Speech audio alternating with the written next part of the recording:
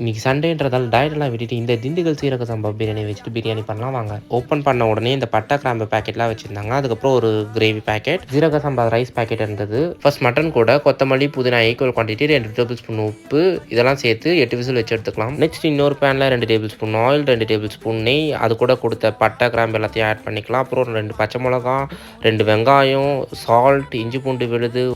வெங்காயம் வதங்குனதுக்கப்புறம் 2 தக்காளி ஆட் பண்ணிக்கலாம். தக்காளியா வதங்குனதுக்கப்புறம் அந்த கிரேவி குடுத்துருந்தாங்க பாருங்க, அது டேஸ்ட்டும், ஸ்மெல்லும் ஊறுகாய் மாரி இருந்தது. அதையும் ஆட் பண்ணிக்கலாம்.